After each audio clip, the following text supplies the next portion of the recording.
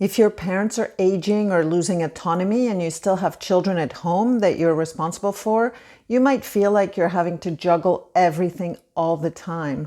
And while there's obviously some burdens, and quite a few of them, there are also some opportunities that very few people talk about.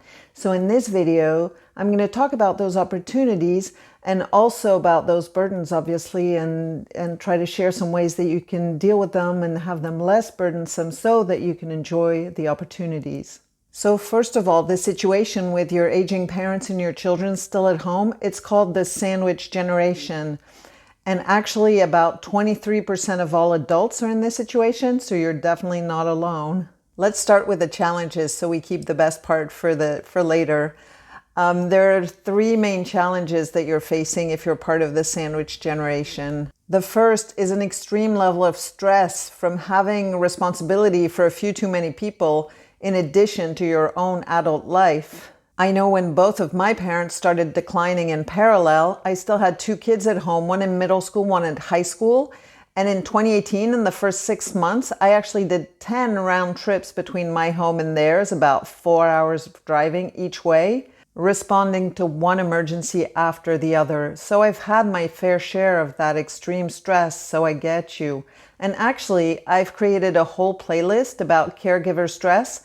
It should be appearing on your screen right now, so if you click and open it, you can watch it later. The second challenge is the potential financial burden of having to financially support both your aging parents and your children at the same time. Now, that's not the topic of this channel, but I know there are other channels that talk about that. The third challenge is a chronic lack of support. Now, it's often the women who do the caregiving, both for the aging parents and the kids, and also sometimes other people.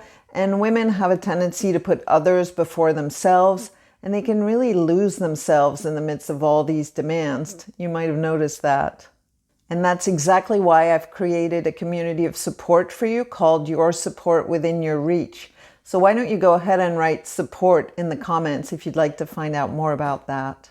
So for the challenges, I have some resources for you, a playlist on caregiver stress and a community of support. So now let's reveal the hidden opportunities. Having your children be in contact with your parents could be really wonderful for both sides. It could promote mutual and intergenerational learning. It can bring much comfort to the grandparents, and it can leave lasting memories to the grandchildren. And for you, the connection between the grandparents and the grandchildren could be really heartwarming. And being in the middle of the generations there, you have a unique opportunity to foster those connections, those relationships. When my parents could no longer stay alone in their house, they had to go to a retirement home. And my dad had decided to come to one near me so that it would be easier to see me and also my kids. This was not an easy move for them. And for me, it was my 10th round trip from my house to theirs, and it was only June 19th. The next day, I brought my two kids who were still at home to the retirement home to see my parents.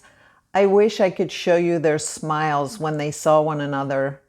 This new proximity meant so much to all of us. Now I know that some of you may have some difficult relationships with your parents or with your kids, and so these wonderful opportunities I'm talking about may not seem so accessible to you. So if that's the case for you, I suggest you watch the video that's appearing on your screen right now, where I'll talk about what to do when you're in the sandwich generation, but there's conflict among the generations. So click to watch it now, and I'll see you there.